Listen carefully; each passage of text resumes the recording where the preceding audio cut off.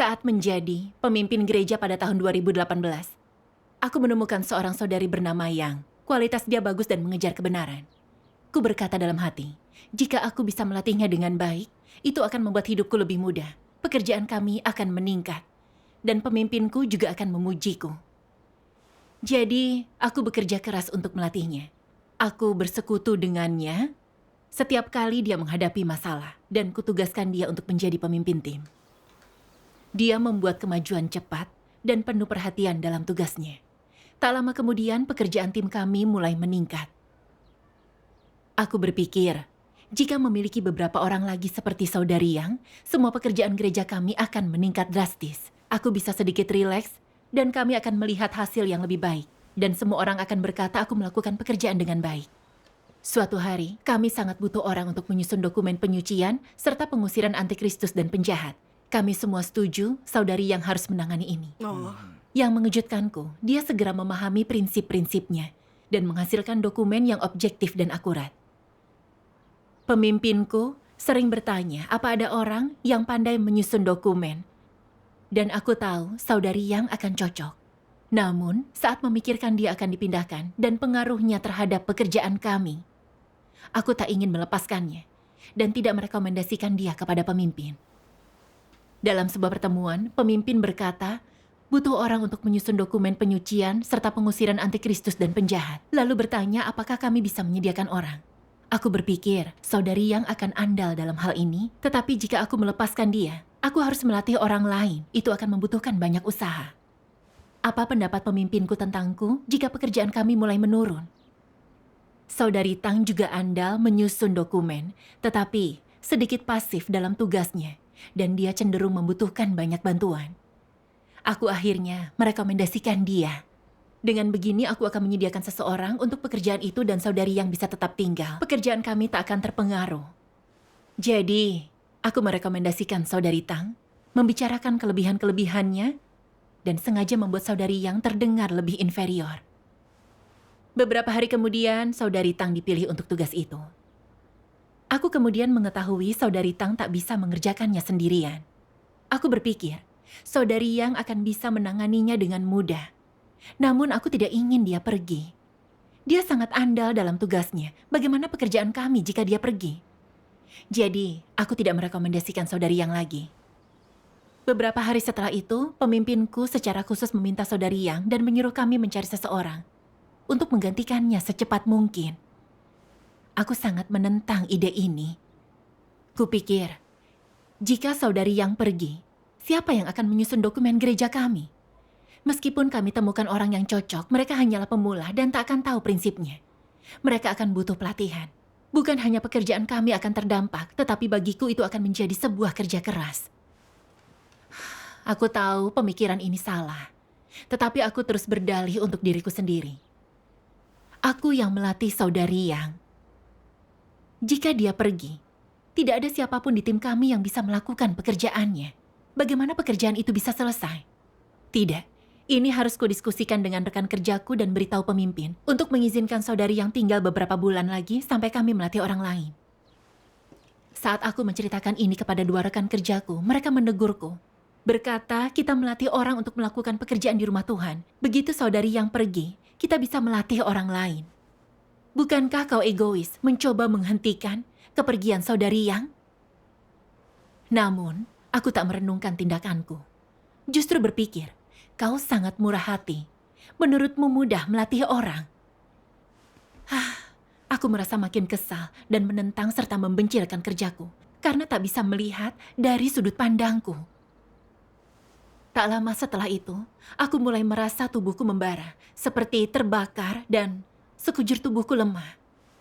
Aku berpikir, cuacanya sangat bagus dan aku tidak pilek. Ini terasa sangat aneh. Aku menyadari Tuhan sedang menghajar dan mendisiplinkan aku. Aku teringat firman Tuhan. Sekarang, saat aku bekerja di antaramu, engkau semua berperilaku seperti ini. Jika hari itu tiba saat tak ada yang mengawasimu, bukankah engkau semua akan menjadi para penjahat yang menyatakan dirimu sebagai raja? Aku tercengang. Saat menyadari firman Tuhan mengungkapkan dengan tepat keadaanku sendiri, aku memperlakukan saudari Yang seolah dia milikku. Kupikir karena aku melatihnya, dia harus menjadi milikku, harus tinggal di gerejaku dan membuatku terlihat bagus. Takkan kubiarkan siapapun memilikinya. Pada kenyataannya, semua saudara-saudari melakukan tugas mereka di rumah Tuhan, dan semua amanat mereka datang dari Tuhan. Mereka melakukan tugas kapanpun dan dimanapun rumah Tuhan membutuhkan mereka, dan seperti yang diatur Tuhan. Namun aku telah curang dan menipu orang lain demi gengsi dan statusku sendiri, berusaha keras mempertahankan saudari Yang untuk diriku sendiri. Bukankah aku salah satu bandit yang telah menyatakan diri sebagai raja? Aku telah mencoba mengendalikan saudari Yang dan merebutnya dari Tuhan. Inilah yang dilakukan oleh antikristus dan itu adalah jalan menuju kehancuran. Menyadari hal itu, aku merasa sangat menyesal. Aku sangat congkak dan egois. Aku kemudian membaca firman Tuhan ini.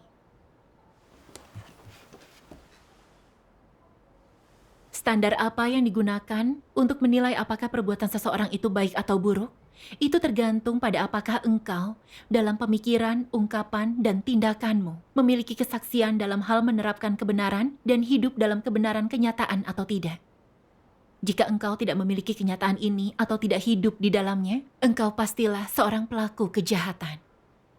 Jika orang percaya kepada Tuhan tetapi tidak mengindahkan firman-Nya, menerima kebenaran atau tunduk pada penataan dan pengaturannya, jika mereka hanya menunjukkan perilaku baik tertentu tetapi tidak mampu meninggalkan daging, dan tidak melepaskan apapun dari harga diri atau kepentingan mereka, jika meskipun mereka terlihat melaksanakan tugas, mereka tetap hidup menurut watak jahat mereka, dan belum sedikit pun melepaskan falsafah dan cara hidup iblis dan tidak berubah, lalu bagaimana mungkin mereka percaya kepada Tuhan?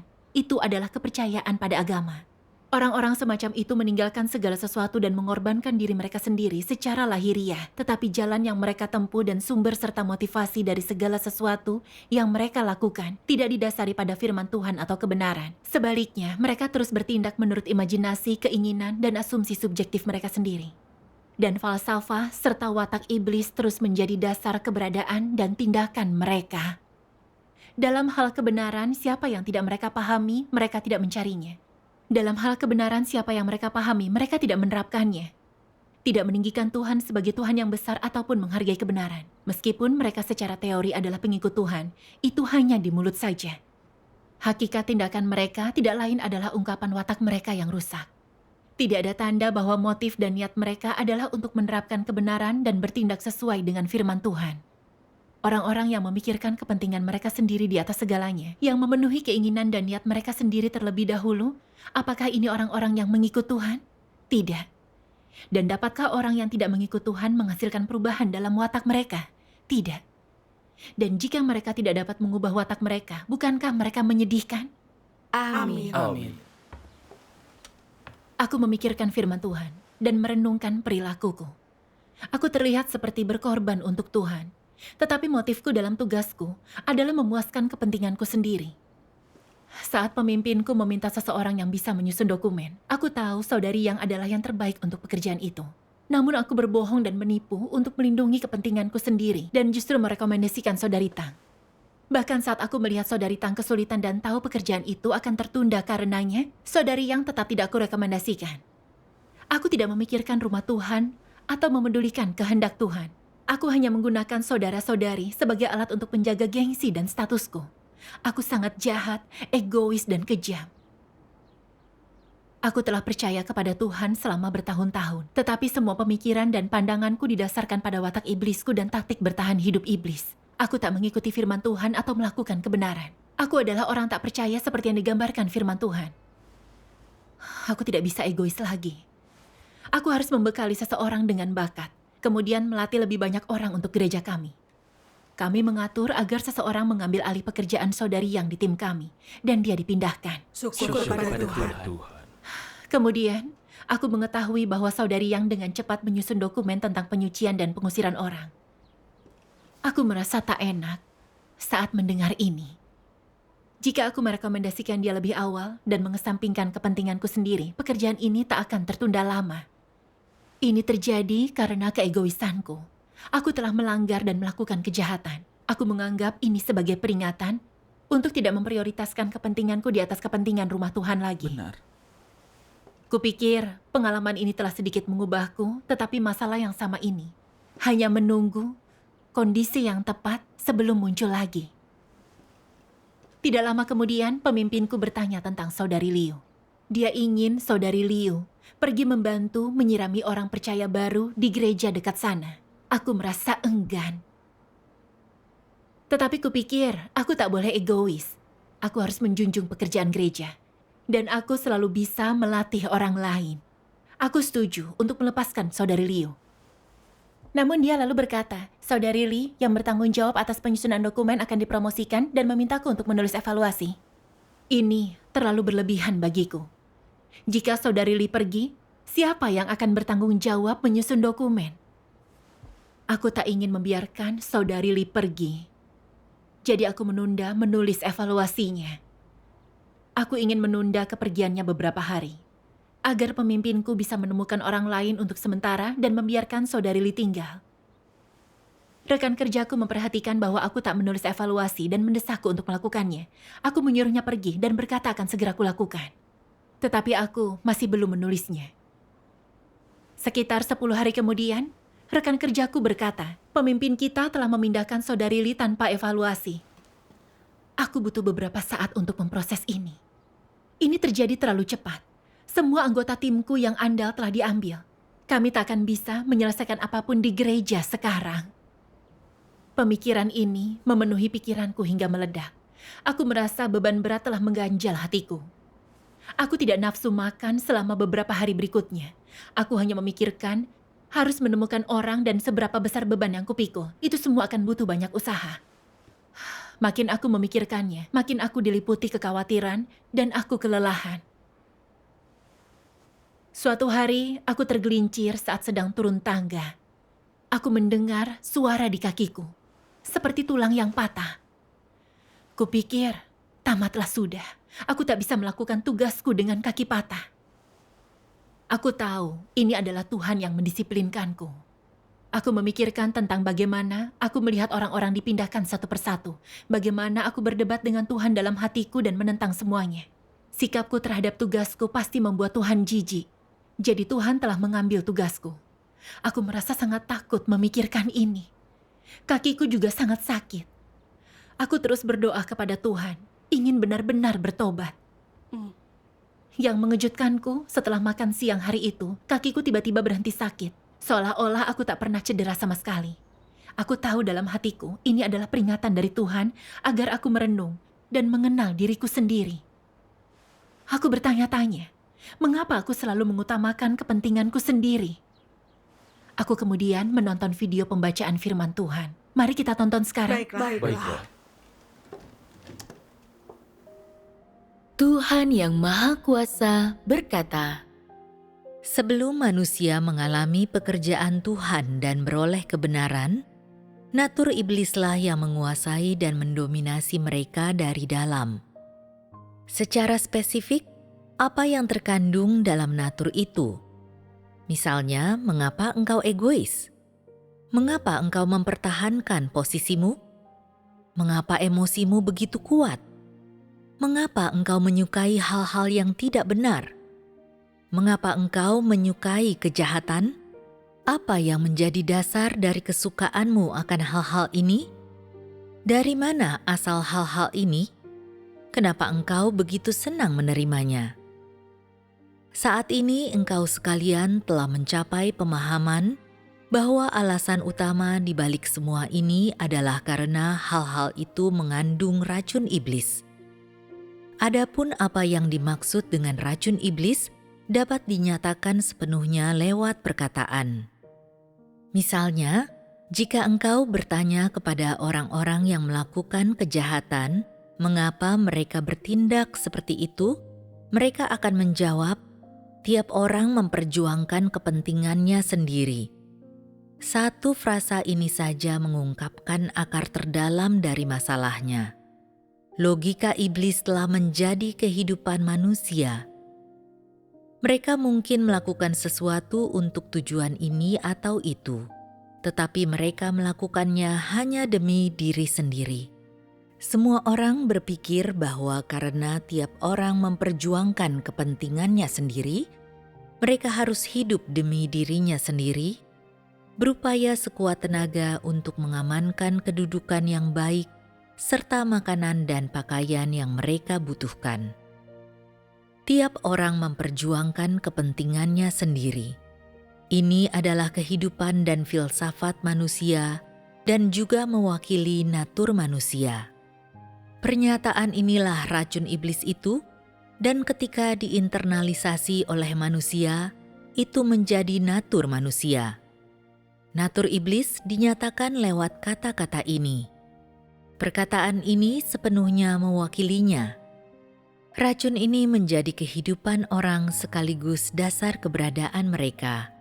Dan umat manusia yang telah rusak telah didominasi oleh racun ini selama ribuan tahun. Amin. Amin. Firman Tuhan mengatakan, setelah umat manusia dirusak iblis, segala jenis racun iblis ditanam dalam hati kita dan menjadi natur kita. Iya.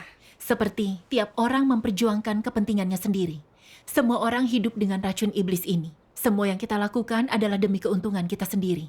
Kita juga berpikir ini benar dan pantas. Jadi, kita makin egois dan curang. Aku merenungkan diriku. Saat pemimpin memindahkan orang dari gerejaku, aku menentang dan mencoba menghalanginya, bahkan sampai di titik kecurangan.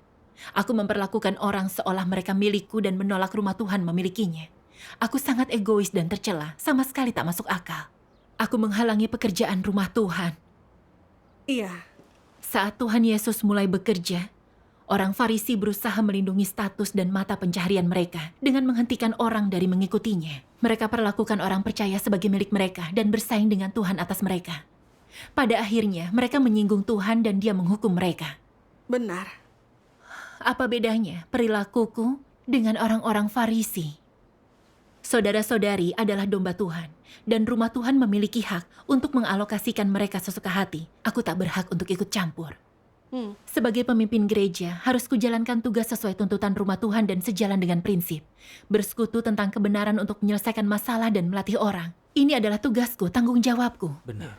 Namun, tak kupertimbangkan kehendak Tuhan atau mengalokasikan orang sesuai dengan prinsip.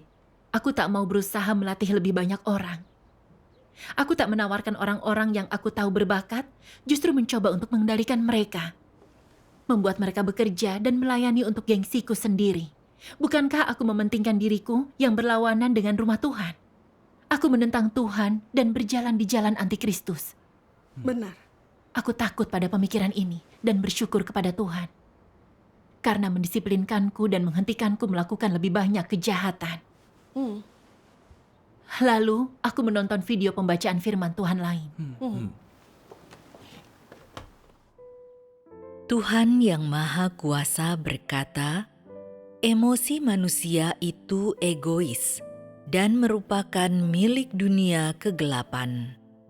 Emosi manusia tidak muncul demi kehendak Tuhan, apalagi demi rencananya, dan karena itulah manusia dan Tuhan tidak bisa dibicarakan secara bersamaan. Tuhan selamanya tertinggi dan selamanya mulia, sedangkan manusia selamanya rendah dan tidak berharga. Ini karena Tuhan selamanya berkorban dan menyerahkan dirinya sendiri bagi umat manusia. Sedangkan manusia selamanya hanya mengambil dan berjuang demi dirinya sendiri. Tuhan selamanya bersusah payah demi kelangsungan hidup umat manusia, tetapi manusia tidak pernah bersumbangsi apapun demi terang atau untuk kebenaran. Sekalipun manusia berupaya selama beberapa waktu, upaya itu tidak sanggup menahan satu hantaman pun, karena upaya manusia selalu demi dirinya sendiri dan bukan untuk orang lain. Manusia selalu egois, sedangkan Tuhan selamanya tidak pernah mementingkan diri sendiri. Tuhan adalah sumber segala sesuatu yang adil, baik, dan indah, sedangkan manusia adalah pihak yang berhasil melakukan dan mewujudkan segala keburukan dan kejahatan. Tuhan tidak akan pernah mengubah hakikatnya yang adalah kebenaran dan keindahan, tetapi manusia sangat mampu kapanpun dan dalam situasi apapun mengkhianati kebenaran dan menyimpang jauh dari Tuhan. Amin. Firman Tuhan menunjukkan kepadaku bahwa Tuhan tidak egois. Semua yang Dia lakukan adalah untuk menyelamatkan kita. Semuanya menguntungkan kita. Benar.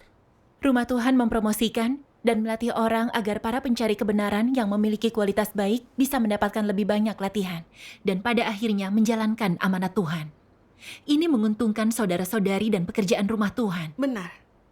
Sedangkan aku dengan bebas menerima penyiraman dan makanan dari firman Tuhan serta pelatihan rumah Tuhan. Tetapi aku tidak berpikir untuk melakukan tugasku membalas kasih Tuhan. Yang kupikirkan hanyalah cara mempertahankan orang-orang di bawah kendaliku. Untuk gengsi dan statusku, aku tidak ragu-ragu menghalangi rumah Tuhan melatih orang-orang yang menahan pekerjaannya.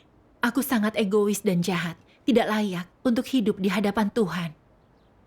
Aku tahu tidak bisa terus seperti itu. Aku harus menyediakan orang-orang berbakat untuk rumah Tuhan, agar lebih banyak saudara-saudari bisa melakukan tugas yang seharusnya mereka lakukan di tempat yang tepat. Begitu pikiranku sudah di arah yang benar, aku dengan cepat menemukan seseorang untuk mengerjakan pekerjaan Saudari Lee, dan aku berterima kasih kepada Tuhan. Syukur kepada Tuhan. Meskipun orang baru itu tak mengetahui prinsip-prinsipnya dan aku harus bekerja lebih keras, aku merasa damai dan nyaman. Aku rela berkorban untuk melakukan apapun yang aku bisa dan berdoa bersama saudara-saudariku untuk melakukan pekerjaan gereja kami dengan baik. Iya, syukur kepada Tuhan. 2 minggu kemudian, pemimpinku berkata, kami membutuhkan Saudari Chow untuk menyunting draft artikel di gereja lain. Mendengar ini aku berpikir, aku harus mempertimbangkan keseluruhan pekerjaan rumah Tuhan. Aku tidak boleh egois lagi. Iya. Namun, kami baru saja mulai melatih saudari lain untuk melakukan pekerjaan ini dan dia tidak mengetahui prinsip-prinsipnya. Pekerjaan kami pasti akan terdampak. Lebih baik jika Saudari Chow tidak pergi. Aku menyadari bahwa aku memikirkan kepentinganku sendiri lagi. Aku berpikir tentang bagaimana aku berjalan di jalan antikristus, mengganggu pekerjaan gereja berulang kali dan menyinggung watak Tuhan. Aku merasa sangat takut. Saat itu, firman Tuhan muncul di benakku. Jangan selalu melakukan sesuatu demi kepentinganmu sendiri dan jangan selalu mempertimbangkan kepentinganmu sendiri. Jangan memikirkan status, gengsi, atau reputasimu sendiri.